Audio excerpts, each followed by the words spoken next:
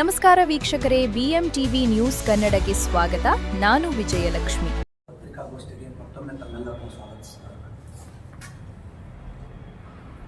ಇವತ್ತು ಐತಿಹಾಸಿಕ ವಿಜಯಪುರ ನಗರದಲ್ಲಿ ಉದ್ಯೋಗ ಮೇಳ ನಡೀತಾ ಇದೆಯೋ ಅಥವಾ ಕಾಂಗ್ರೆಸ್ಸಿನ ಅಂತಿಮ ಭ್ರಷ್ಟಾಚಾರದ ಯಾತ್ರೆ ನಡೀತಾ ಇದೆಯೋ ನನಗೆ ತಿಳಿತಾ ಇಲ್ಲ. ಉದ್ಯೋಗ ಮೇಳವನ್ನು ವಿಜಯಪುರ ನಗರದಾಗ ಮಾಡಿದೆ. ಇಲ್ಲಿ ಸಿಗಬೇಕಾದಂಥ ಎಲ್ಲ ಉದ್ಯೋಗಾವಕಾಶಗಳನ್ನು ಬೆಂಗಳೂರಿನವರಿಗೆ ಕೊಡಬೇಕು. ಇದೀಗ ತಾನೇ ನಮ್ಮ ಶರಣವ್ರು ಹೇಳಿದಾಗೆ ವಿಜಯಪುರದಲ್ಲಿ ಟೆಂಟ್ ಹಾಕೋರಿಲ್ವ, ಸೌಂಡ್ ಸಿಸ್ಟಮ್ದವ್ರಿಲ್ವ, ಫ್ಲೆಕ್ಸ್ಗಳನ್ನು ಹಾಕೋರಿಲ್ವ, ಕಾರ್ಯಕ್ರಮ ನಿರೂಪಕರಿಲ್ವ, ಇವರೆಲ್ಲರನ್ನೂ ಕೂಡ ನೀವು ಇವತ್ತು ನೇರವಾಗಿ ಬೆಂಗಳೂರಿನಿಂದ ನೇಮಿಸಿದ್ದೀರಿ. ಯಾಕೆ ಅನ್ನೋದು ವಿಜಯಪುರದ ವಿದ್ಯಾರ್ಥಿಗಳಿಗೆ, ಇಲ್ಲಿನ ಯುವಕರಿಗೆ ನೀವು ಉತ್ತರ ಕೊಡಬೇಕಾಗ್ತದೆ.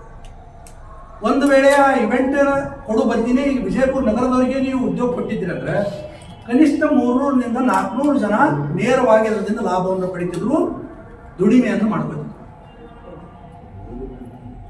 ಬೆಂಗಳೂರಿನಾಗ ಮಾಡಿದ್ರೆ ಬೆಂಗಳೂರದವ್ರಿಗೆ ಕೊಡ್ರಿ, ಓಕೆ. ಮಂಗಳೂರದಾಗ ಮಾಡಿದ್ರೆ ಮಂಗಳೂರದವ್ರಿಗೆ ಕೊಡ್ತೀರಿ. ವಿಜಯಪುರನಾಗ ಮಾಡಿದ್ರೆ ಯಾಕೆ ಬೆಂಗಳೂರದವ್ರಿಗೆ?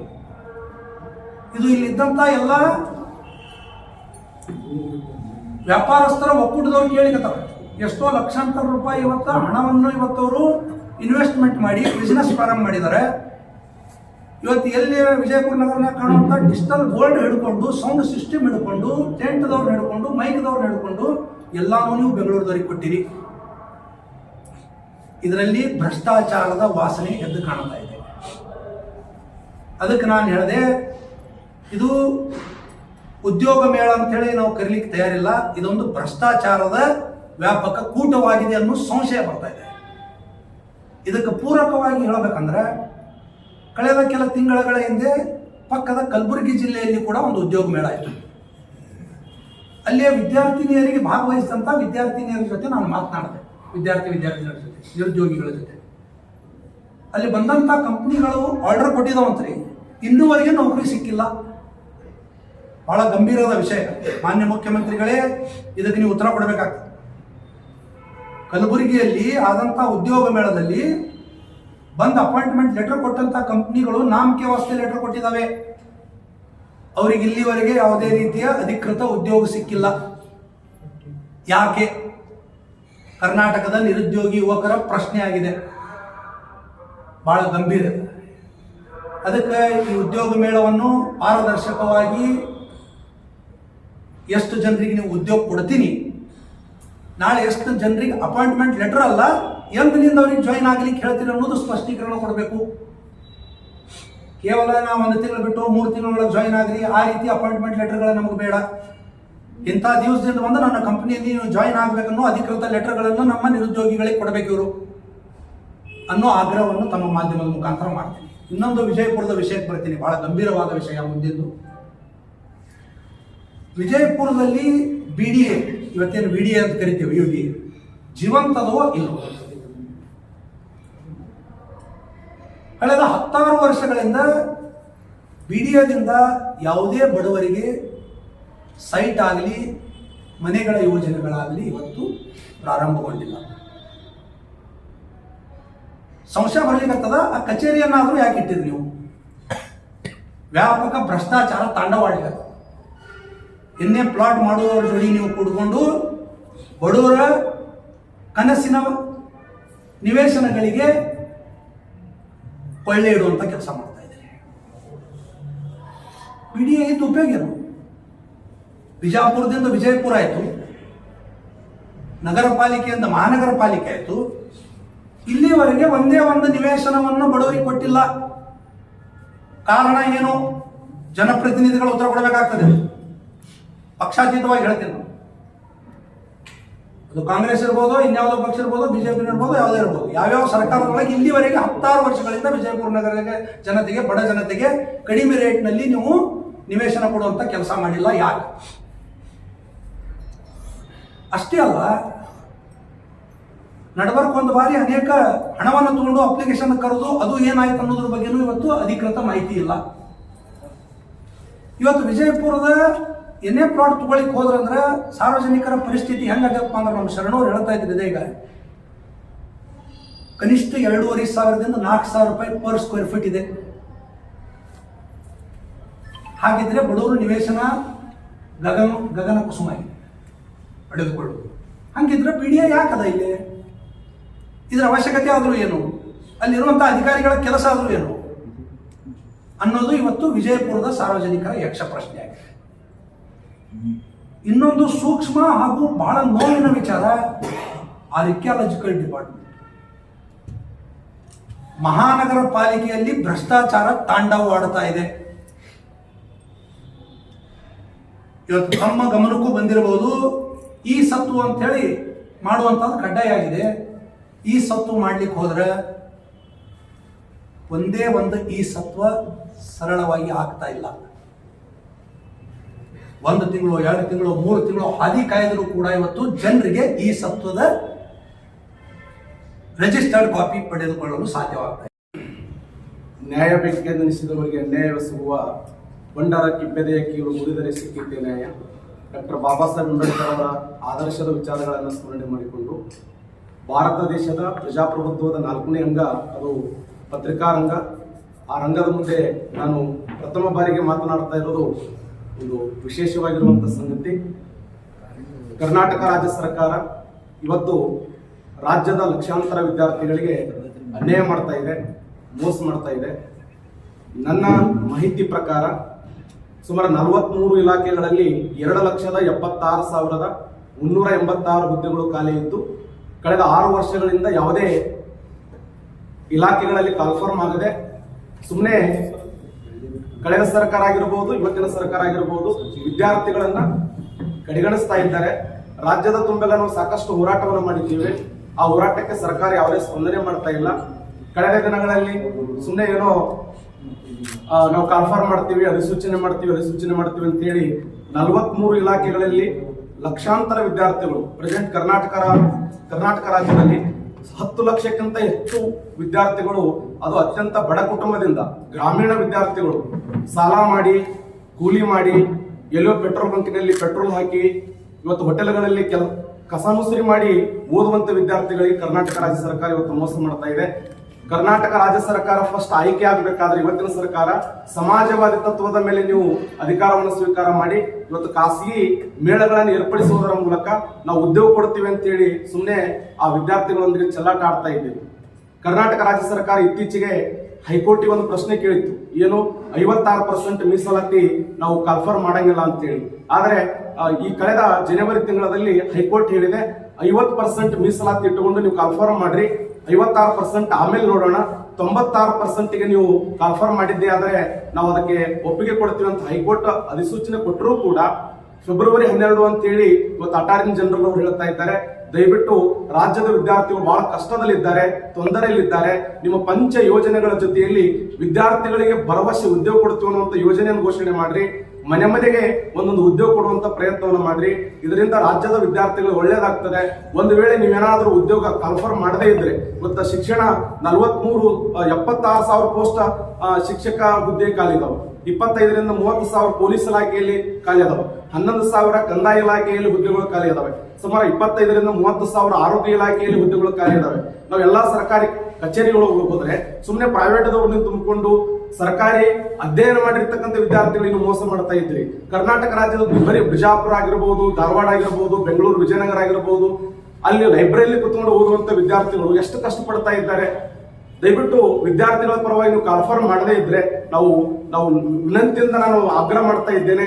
ಒಂದು ವೇಳೆ ಫೆಬ್ರವರಿ 12ನೇ ತಾರೀಕು ಒಳಗಡೆ ನೀವೇನಾದ್ರೂ ಕಾನ್ಫರ್ಮ್ ಮಾಡದೇ ಇದ್ರೆ ನಾವು ರಾಜ್ಯಾದ್ಯಂತ ಹೋರಾಟ ಮಾಡ್ತೀವಿ.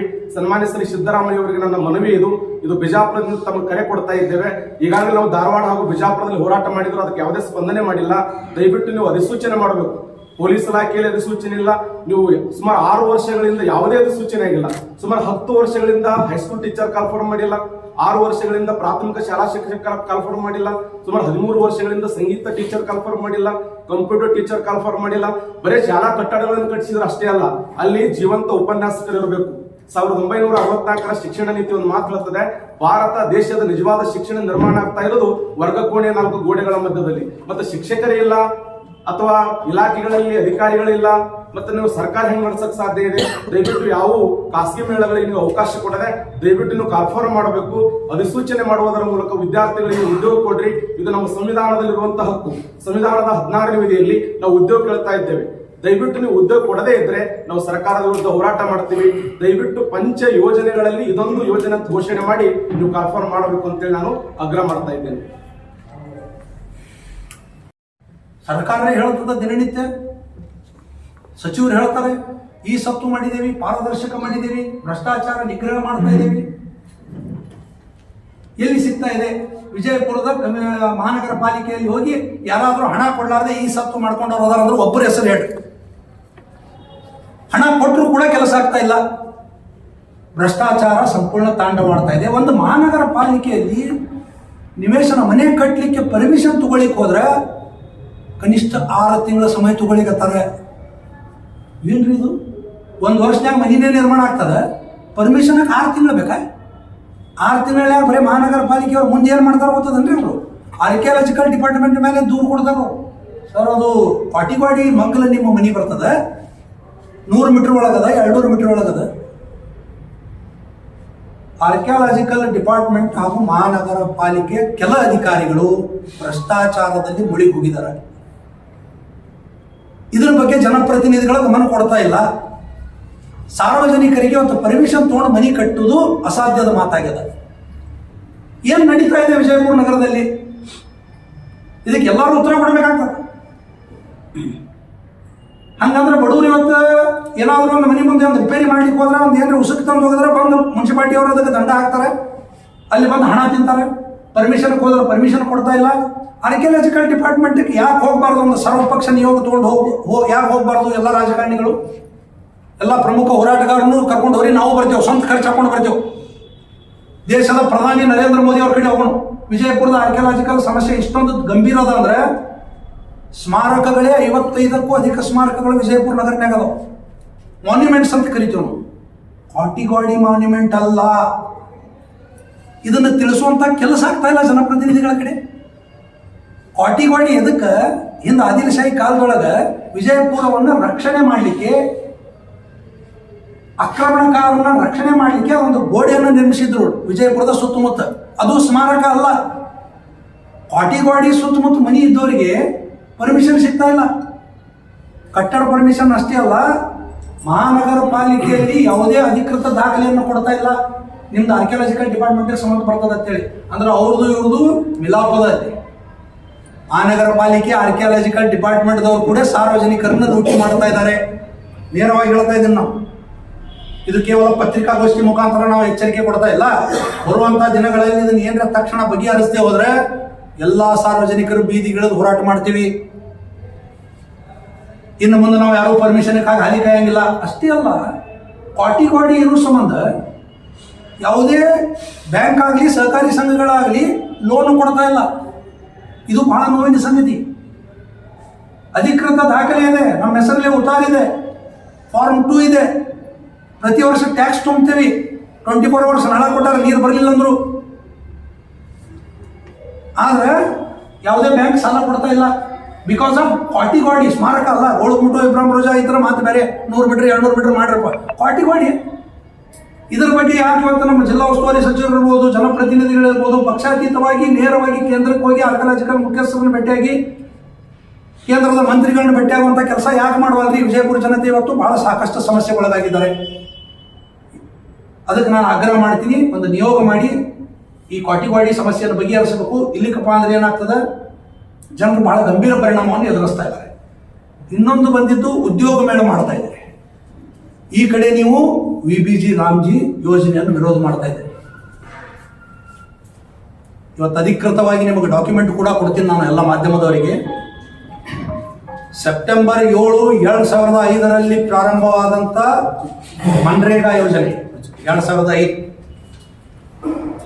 2017ರಿಂದ 2021, 2022ರಿಂದ 2025ರವರೆಗೆ ಮನ್ರೇಗಾ ಯೋಜನೆಯಲ್ಲಿ 935 ಕೋಟಿ ರೂಪಾಯಿ ಭ್ರಷ್ಟಾಚಾರ ಆಗಿದೆ.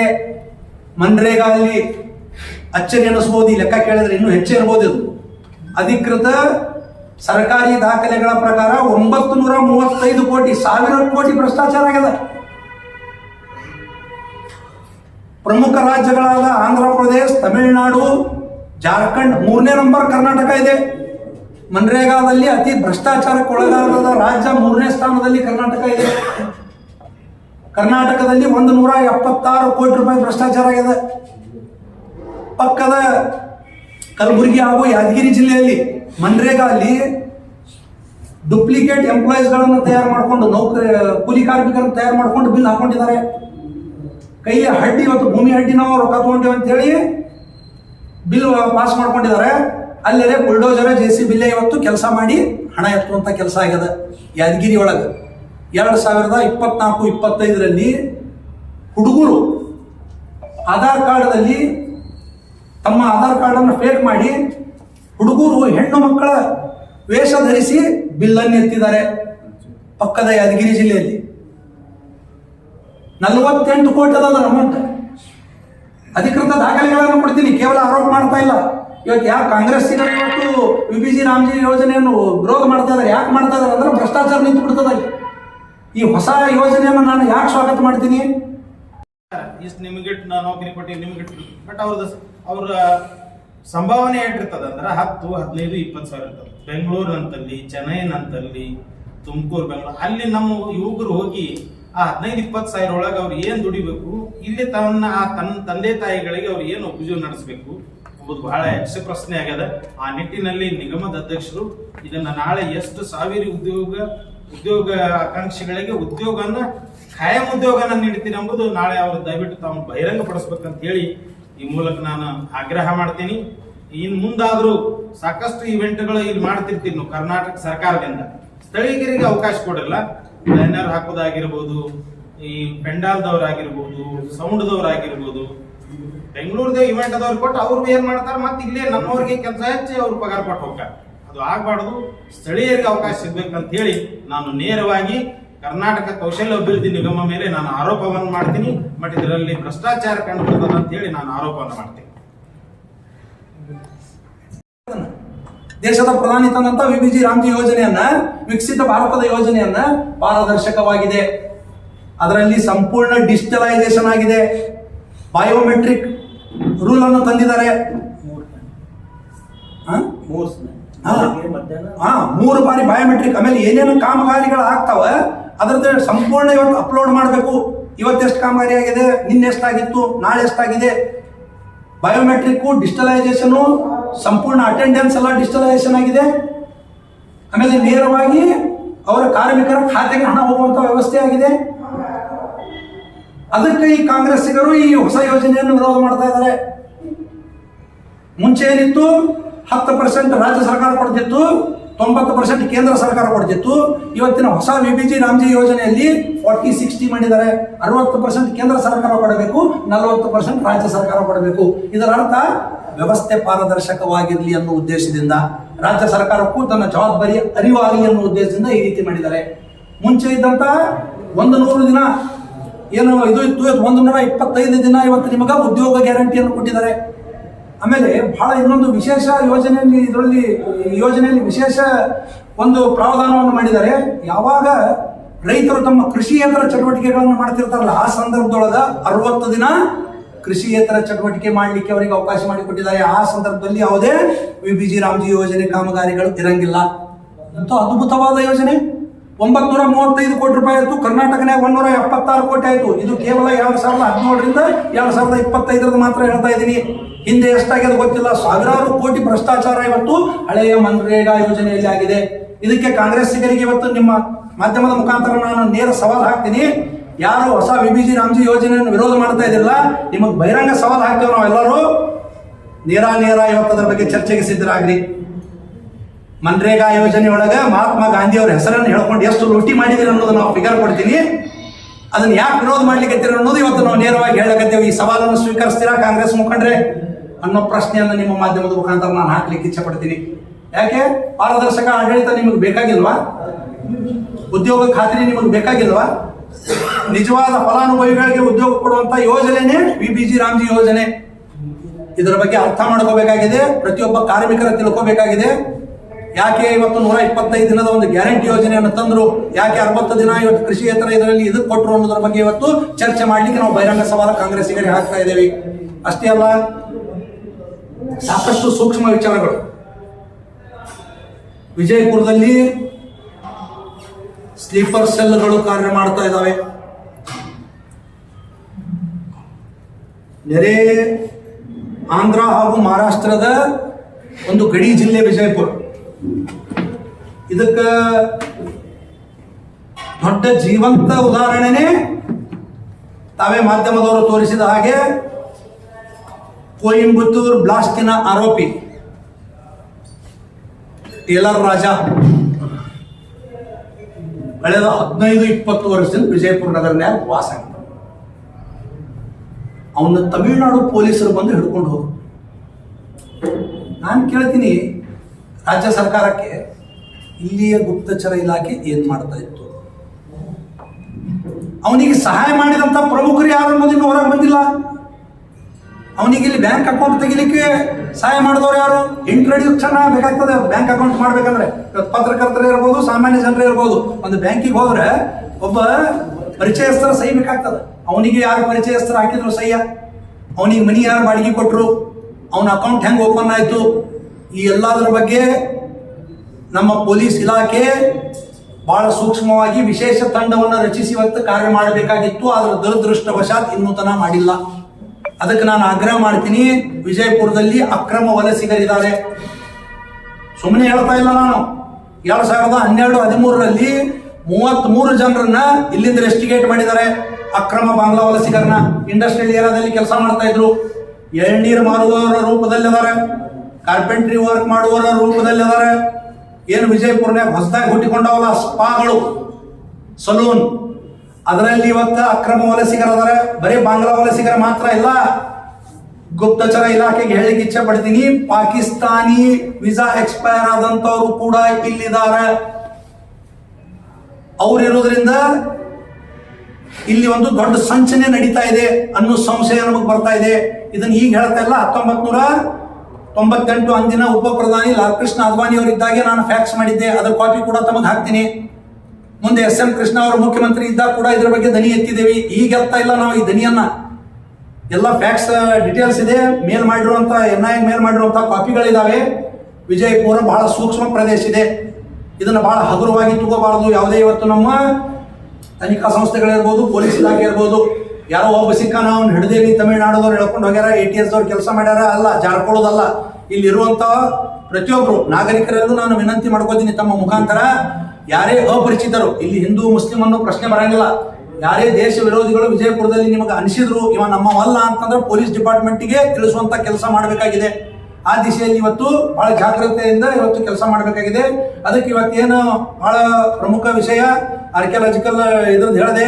ಇದು ಯಾವುದೇ ಹಿಂದೂ ಮುಸ್ಲಿಮರಿಗೆ ಸಮಸ್ಯೆ ಇಲ್ಲ ಇದು. ಯಾಕಂದ್ರೆ ಕ್ವಾಟಿವಾಡಿ ಇವತ್ತು ಮನುಗುಳಿ ಹಚ್ಚಿದ ಒಂದು ಉದಾಹರಣೆ ಕೊಡ್ತೀನಿ. ನೀವು ಆಗಬೇಕಂದ್ರೆ ಅರ್ಧ ತಾಸು ಗಟ್ಟಲೆ ನಿಂದಿರ್ಬೇಕು.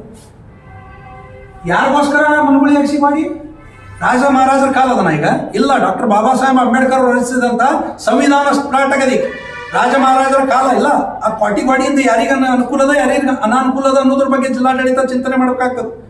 ಒಂದು ಬಿದ್ದು ಗೋಡಿಯ ಮಧ್ಯದಲ್ಲಿ ಇಡೀ ವಿಜಯಪುರದಿಂದ ಒಳಗೆ ಹೋಗ್ಲಿಕ್ಕೆ ಹೊರಗೆ ಬರಲಿಕ್ಕೆ ತಾಸು ಗಟ್ಟಲೆ ನಿಂದಿರುವುದು ಇದೆಂತ ಕಾನೂನು ರೀ? ಅಲ್ಲಿ ನಡಬರ್ಕ್ ಎಷ್ಟೊಂದು ಸಲ ಸಿಗ್ನಲ್ ಲೈಟ್ ಮಾಡಿದ್ರು, ಈಗಂತೂ ಅದು ಸರಿಯಾಗಿ ವರ್ಕ್ ಆಗ್ತಾ ಇಲ್ಲ. ಅಸಾಧ್ಯದ ಮಾತದು.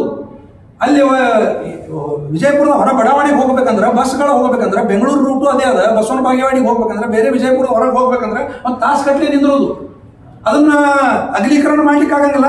ಇದನ್ನ ಹೋಗಿ ಒಂದು ಎಲ್ಲ ಉಸ್ತುವಾರಿ ಸಚಿವರು ಇರ್ಬೋದು, ಎಲ್ಲ ಜನಪ್ರತಿನಿಧಿಗಳು ಕುಟ್ಕೊಂಡು ಹೋಗಿ ಅದನ್ನ ಒಂದು ಸರಿಸಿದ.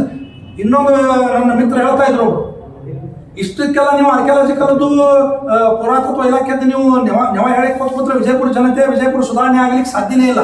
ಮೊನ್ನೆ ಇತ್ತೀಚಿನ ಕೆಲ ದಿನಗಳ ಹಿಂದೆ ಗೋಳಗುಂಡ್ ಕಂಪೌಂಡ್ ನೋಡೋದು ಒಬ್ರು ಮನೆ ನಿರ್ಮಾಣ ಮಾಡಿದ್ದಾರೆ. ಅದು ನಿಜವಾದ ಆರ್ಕಿಯಾಲಜಿಕಲ್. ನೋಡಿ ಬರ್ರಿ ನೀವು ಇವತ್ತು ಗೋಳಗುಂಡ್ ಪಕ್ಕದಲ್ಲಿ ಕಂಪೌಂಡ್ ನೋಡೋದು ಒಂದು ಶೆಡ್ ನಿರ್ಮಾಣ ಆಗಿದೆ. ಅದಕ್ಕೆ ಹೆಂಗೆ ಪರ್ಮಿಷನ್ ಕೊಟ್ಟರು ಆರ್ಕಿಯಾಲಜಿಕಲ್ದವರು? ಬಡವರು ಮನೆಗೆ ಪರ್ಮಿಷನ್ ಕೇಳಕ್ ಹೋದ್ರೆ ನೀವು ತೊಂದರೆ ಆಗ್ತದೆ. ಓಡಾಡಿಸ್ತೀರಿ ಅವ್ರನ್ನ, ರೊಕ್ಕ ಕೇಳ್ತೀರಿ ಅವ್ರ ಕಡೆಯಿಂದ. ಗೋಳಗುಂಡ್ ಕಂಪೌಂಡ್ ಪಕ್ಕದಲ್ಲಿ ಒಂದು ಬಿಲ್ಡಿಂಗ್ ತಯಾರಾಯಿತು.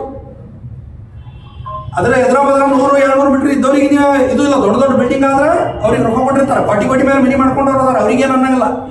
ಬಡವರು ಇವತ್ತು ಅಧಿಕೃತವಾಗಿ ಏನೇ ಪ್ಲಾಟ್ ಅಧಿಕೃತ ದಾಖಲೆ ಇದ್ರು ಅವ್ರಿಗೆ ತೊಂದರೆ ಮಾಡುವಂತ ಕೆಲಸ ವಿಜಯಪುರ ನಗರದಲ್ಲಿ ನಡೀತಾ ಇದೆ. ಏನ್ ಮಾಡ್ಲಿಕ್ಕಂತಾರೆ ಜನಪ್ರತಿನಿಧಿಗಳು ಗೊತ್ತಾಗ್ತಾ ಇಲ್ಲ ನನಗೆ. ದಿನನಿತ್ಯ ಓಡಾಡೋದ ಒಂದು ಮಹಾನಗರ ಪಾಲಿಕೆ ದಿನನಿತ್ಯ ಓಡಾಡುವಾಗ ಈ ಸ್ವತ್ತು ಬೇಕಂದ್ರೆ ದಿನನಿತ್ಯ ಹೋದ್ರೂ ಕೆಲಸ ಆಗ್ತಾ ಇಲ್ಲ, ಒಂದು ಪರ್ಮಿಷನ್ ಸಿಗ್ತಾ ಇಲ್ಲ ಮಹಾನಗರ ಪಾಲಿಕೆಯಲ್ಲಿ. ಕಮಿಷನರ್ಗೆ ಇವತ್ತು ನಾನು ಆಗ್ರಹ ಮಾಡ್ತೀನಿ, ಉತ್ಸಾಹಿ ಇದೀರಿ ನೀವು, ಯಾವುದೇ ಒತ್ತಡಕ್ಕೆ ಮಣಿಯದೆ, ಯಾವುದೇ ಭ್ರಷ್ಟಾಚಾರಕ್ಕೆ ಆಸ್ಪದ ಕೊಡದೆ ನಿಷ್ಪಕ್ಷಪಾತವಾಗಿ ಇವತ್ತು ತನಿಖೆ ಮಾಡಿ ಆಗುತ್ತಿರುವಂತಹ ಭ್ರಷ್ಟಾಚಾರವನ್ನು ತಡೆಗಟ್ಟಬೇಕು. ಈ ಸ್ವತ್ತು ಈಜಿ ಸಿಗಂಗಾಗಬೇಕು, ಮನೆ ಪರ್ಮಿಷನ್ ಈಜಿ ಸಿಗಂಗಾಗಬೇಕು, ವಿಜಯಪುರ ಜನತೆಗೆ ತೊಂದರೆಯಿಂದ ನೀವು ಮುಕ್ತ ಮಾಡಬೇಕು. ಅಧಿಕೃತ ದಾಖಲೆ ಇದ್ರೂ ಕೂಡ ಇವತ್ತು ಮನಿ ನಂದಂತ ಹೇಳುವಂತ ಪರಿಸ್ಥಿತಿ ಇಲ್ಲ ನಮಗೆ. ಬಿಕಾಸ್ ಆಫ್ ಪಾಟಿವಾಡಿ, ಬಿಕಾಸ್ ಆಫ್ ಗೋಳು ಗುಂಬುಜ ಇಬ್ರಾಹಿಂ ರೋಜಾ ಅಲ್ಲ, ಪಾಟಿವಾಡಿಯಿಂದ ನನ್ನ ಮನಿ ನಂದಂತ ಹೇಳುವಂತ ಪರಿಸ್ಥಿತಿ ಇಲ್ಲ. ಅದಕ್ಕೆ ಇದು ಇವತ್ತು ತಮ್ಮ ಗಮನಕ್ಕೂ ಕೂಡ ಬಂದದ. ಇವತ್ತು ಎಲ್ಲ ಸೂಕ್ಷ್ಮ ವಿಚಾರಗಳನ್ನು ಜಿಲ್ಲಾಡಳಿತ ಬಹಳ ಗಂಭೀರವಾಗಿ ಪರಿಗಣಿಸಬೇಕು. ಜನಪ್ರತಿನಿಧಿಗಳು ಇವತ್ತು ಪಕ್ಷಾತೀತವಾಗಿ ಒಂದಾಗಿ ಒಂದು ನಿಯೋಗವನ್ನು ರಚನೆ ಮಾಡಿ ಇದನ್ನು ಮಾಡಬೇಕು ಅನ್ನೋ ಮಾತನ್ನು ಈ ಸಂದರ್ಭದಲ್ಲಿ ನಾನು ಹೇಳಲಿಕ್ಕೆ ಇಚ್ಛೆ ಪಡ್ತೀನಿ. ಏನಾದರೂ ಪ್ರಶ್ನೆ ಇದ್ದರೆ ಓಕೆ. ಮತ್ತಷ್ಟು ಸುದ್ದಿಗಾಗಿ ನೋಡ್ತಾ ಇರಿ BMTV ನ್ಯೂಸ್ ಕನ್ನಡ. ಲೈಕ್ ಮಾಡಿ, ಸಬ್ಸ್ಕ್ರೈಬ್ ಮಾಡಿ, ಶೇರ್ ಮಾಡುವುದು ಮರಿಬೇಡಿ. ಎಲ್ರಿಗೂ ನಮಸ್ಕಾರ. ನಾನು ನಿಮ್ಮ ನಿರೂಪಕಿ ಸವಿ ಪ್ರಕಾಶ್ ಮಾತಾಡ್ತಾ ಇದ್ದೀನಿ.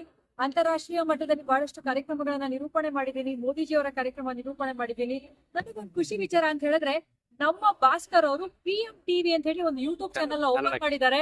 ಆ BMTV ಕನ್ನಡ ಯೂಟ್ಯೂಬ್ ಚಾನೆಲ್ ಇದೆಯಲ್ಲ, ಅಲ್ಲಿ ಎಷ್ಟು ಮಾಹಿತಿಯನ್ನ ಕೊಡುತ್ತೆ, ಎಷ್ಟು ವಿಚಾರವಂತಿಕೆ ಇರುತ್ತೆ, ಎಷ್ಟು ನಮ್ಮ ಕನ್ನಡ ಪರ ಅಭಿಮಾನ ಇರುತ್ತೆ ಅಂತ ಹೇಳಿದ್ರೆ, ಆ ಯೂಟ್ಯೂಬ್ ಚಾನೆಲ್ ನ ನೋಡ್ತಾ ಇದ್ರೆ ತುಂಬಾ ಖುಷಿ ಆಗುತ್ತೆ.